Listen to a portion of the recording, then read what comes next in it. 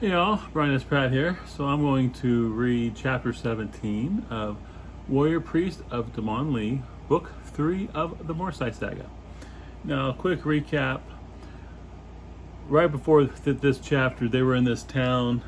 Miko disappeared, got into a sword fight, killed everybody. Of course, he can't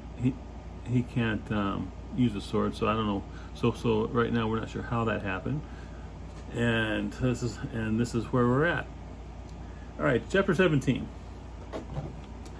They came to a small stream several miles beyond the town, where they allowed Miko a chance to clean themselves. While he was at the stream, James pulled Jiron aside. "What happened back there?" Shrugging, he replied, "I don't know. I heard fighting, and by the time I got near, the fighting was over," and he walked around the corner. When he paused and grew thoughtful, James asked, "What?"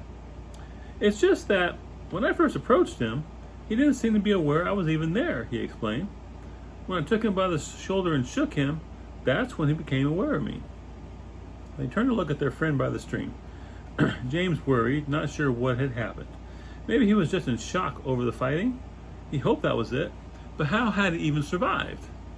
When Miko finished washing away as much of the blood and gore that he could, they mounted and put distance between themselves and the town. He was not sure when it would materialize, but James was positive that pursuit would be forthcoming, and soon. As they rode, James kept an eye on Miko, but he seemed his same old self, and so he quit worrying. The hills fell away as they traveled farther from the town until finally passing back into grasslands. As the road turned more to the west, James suggested cutting cross-country in order to maintain a more northerly route. As they passed through the grasslands, the moon reached the horizon. What light it provided was about to disappear. Once it sank below the horizon, travel became riskier as they only had the light from the stars to guide them. Like ghosts, they moved silently in the night. They maintained a quick pace, pausing now and then to allow the horses to rest while they grabbed a bite to eat. When dawn approached and the sky began to lighten, they found themselves in the middle of the grasslands. Off to the northeast, the brightening sky silhouetted a range of tall mountains. "We're pretty exposed here," said Jiron. "I know," agreed James, "but not much we can do about it." He glanced back to Miko and saw him asleep in the saddle. Despite being asleep, he somehow managed to remain on his horse. James cracked a slight grin at the sight. They continued as the day brightened until the sun emerged from behind the mountains. With sunrise came the heat. James could tell it was going to be a hot one. As the sun worked its way up into the sky, a sizable city appeared out of the distance ahead. It was larger than the previous one, with a sizable defensive wall. A small keep rose near its center. Not wishing to take the chance of being noticed by those patrolling atop the wall, they turned east and angled toward the mountains in the distance. They saw many people moving outside the walls, but none took notice or even cared that they were there. Suddenly, horns were heard from the city. They turned in panic, expecting soldiers to boil from the gate in pursuit. Instead, they heard answering horns sound from a large force consisting of both foot and cavalry that approached from the east. Not wishing to encounter this new force, they turned south and galloped until the city and army were no longer visible. Then they slowed to save the horses and again turned more easterly. "Think that was the force coming back from Madoc?" asked Jiron. "Maybe," replied James, "or it could be one coming back from a battle with the Kirkin Federation. Either way, it would be best to avoid that city," suggested Jiron. "I agree," Miko added. Moving quickly, they pushed for the mountains. "Can we stop?" James heard Miko ask in a tired voice from behind. "Give us a minute to find a good spot," he replied, "and then we'll rest until dark." Miko nodded tiredly as they continued deeper into the hills. When they finally found a spot to make camp, he got off his horse and in less than a minute had laid out his blanket and fallen asleep. "Never seen him that tired before," said James. "He didn't even eat anything, and that's odd." "We have been pushing hard with little rest the past few days," commented Jiron. Even he showed signs of fatigue. James glanced over to the sleeping Miko. "Let's split the watch and let him sleep." Nodding, Jiron replied, "Okay with me." They got the horses taken care of and then built a small fire to roast a couple rabbits that James had hunted. He was surprised when Miko didn't wake up to the smell of the rabbits on the spit. When they were fully cooked and ready to eat, he went over and woke him. "Tired?" he asked when Miko got up and joined them around the fire. Nodding, he replied, "Yeah, I feel more tired than I ever have before." "We've been on the go for a long time," James said. "I think we're all reaching the point of exhaustion." From the other side of the fire, Jiron added, "You've been taking the mid-watch as well, which really plays hell on your sleep." "I suppose so," he said. He ate the remainder of his portion of the rabbits in silence, then promptly returned to his blanket, and in no time at all, his snores could be heard. "He could be getting sick," suggested James. "Maybe, but he seems okay, just tired," replied Jiron. "I don't feel that tired, actually. Why don't I take the first watch?" The dark circles under his eyes belied that statement. James was more than happy to allow him to take first watch. Lying down away from the heat of the fire, he pulled his blanket over him to shield him from the sun. As exhausted as he was, it took a while before he was finally able to fall asleep under the heat of the midday sun. Several hours after James had fallen asleep, Jiron heard the sound of horses coming their way through the hills to the east. He moved to the top of a nearby hill and looked out at the approaching riders. There were 11, all looking like they had come from a battle. Bandages and blood-soaked clothing were visible on each. They didn't have the look of the Empire's men. Erring on the side of caution, he laid upon the hill, watching them as they moved closer. Suddenly, he gasped when he recognized one. He backed down from the hill and moved around it as he made to intercept their path. When the riders were close, he stepped out. They came to a sudden halt and drew their weapons. Jiron looked at the one he recognized and said loudly, "If you ain't the sorriest piece of meat ever to be hauled out of a pit." "Jiron!" the rider cried out happily. "He's a friend," he hollered to his comrades as he dismounted and rushed over. Wrapping his arms around him, he gave Jiron a hug. "Easy, Pfeiffer," he said. "You'll break my back." "I thought you dead," Pfeiffer exclaimed. "How did you escape the city?" "That's a long story," Jiron replied. He motioned over his shoulder and said, "My camp is that way. Would you and your friends care to join us?" "Us?" Pfeiffer asked. "Who else is with you?" "No one you would know."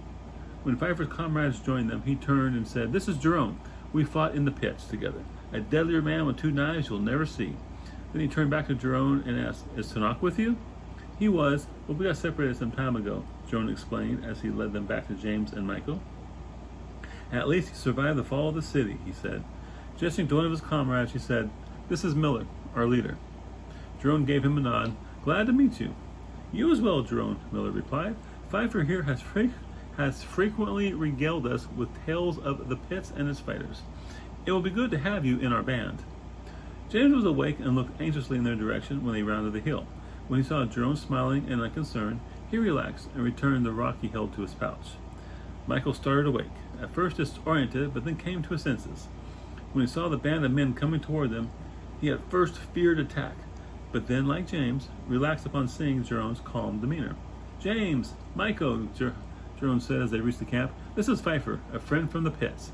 He clapped him on the back and then indicated the leader of the group, saying, "And this is Miller, the leader of their band."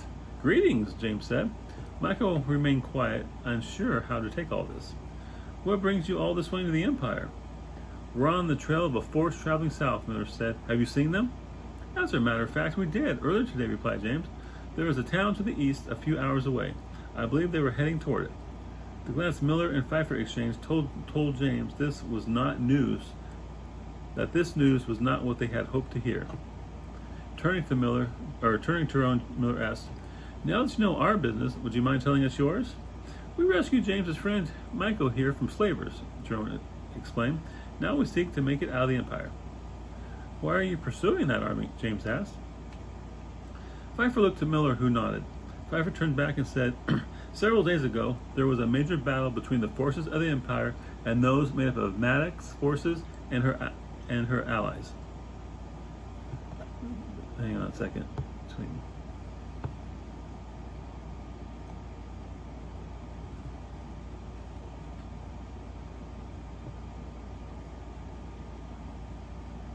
And those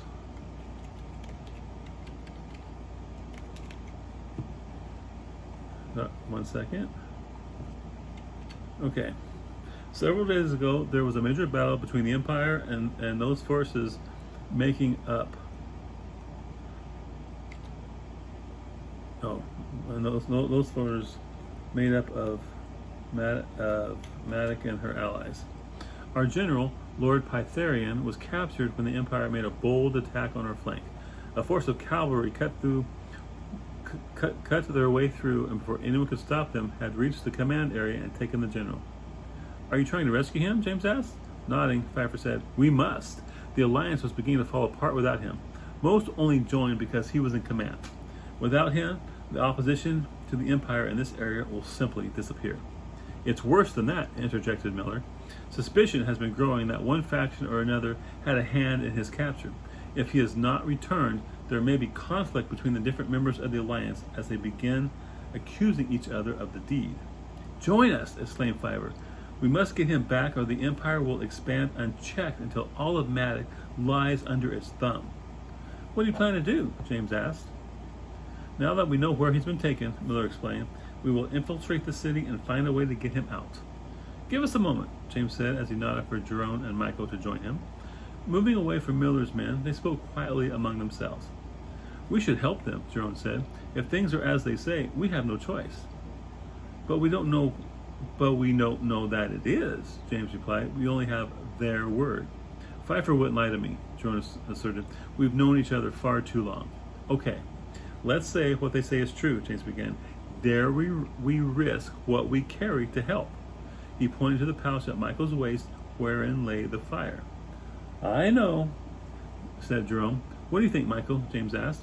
Surprised at being asked, Michael replied,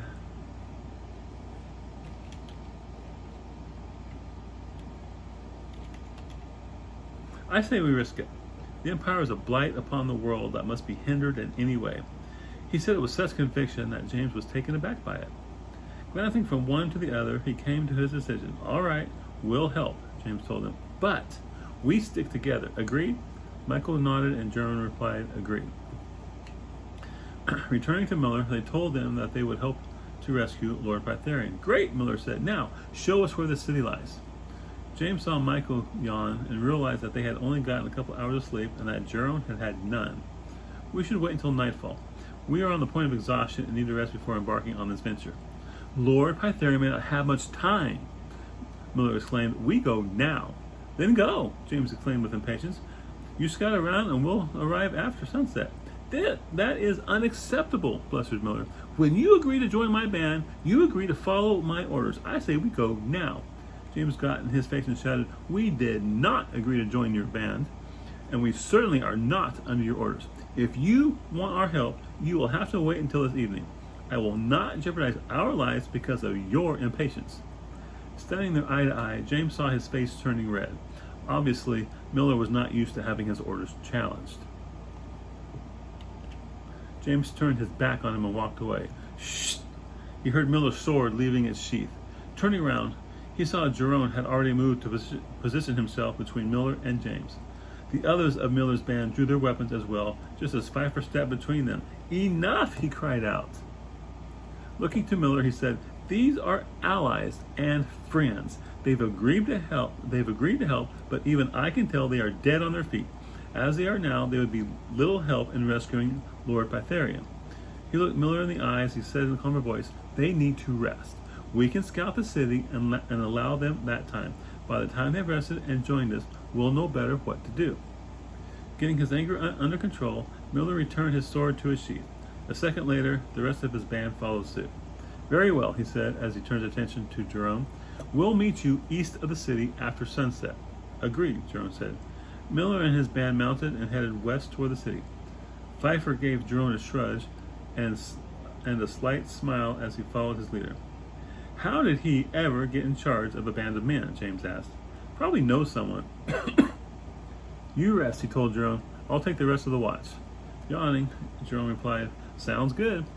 He spread out his blanket and lay down under the afternoon sun.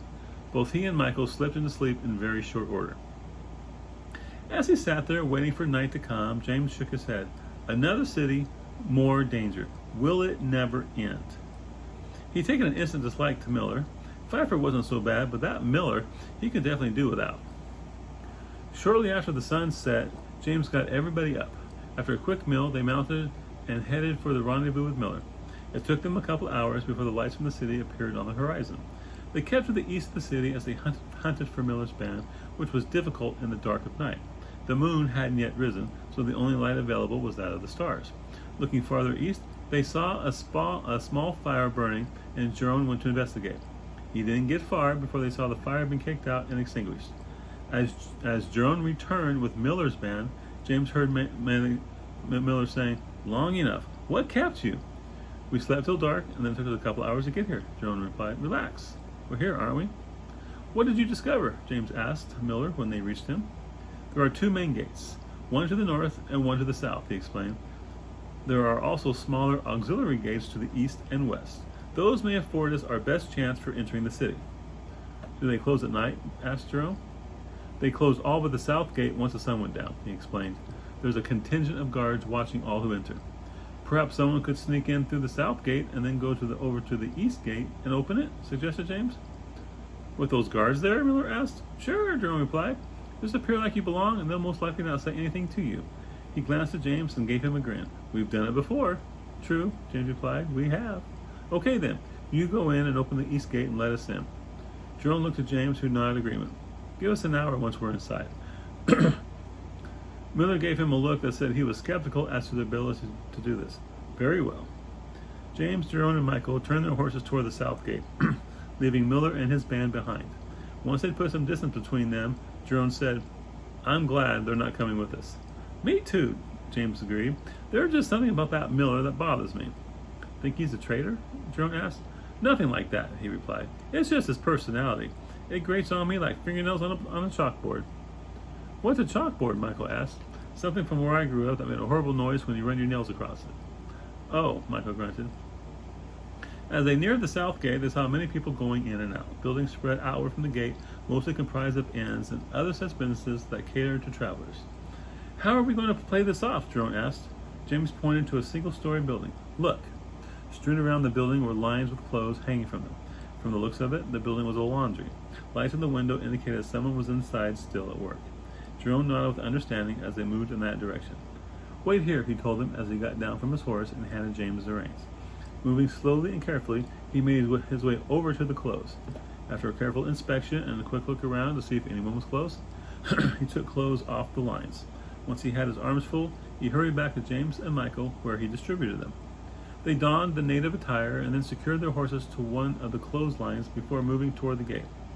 The flow of people in and out of the gate wasn't very heavy, but enough for it to be fairly constant even this late at night.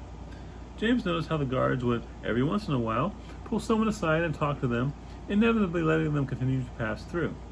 His pulse raced when he realized they were doing that. Should they be asked to step aside, they would quickly be found out. When they were within 10 people from the gate, one guard started walking toward them. James casually reached into his pocket and removed a stone. The guard continued to approach and then spoke.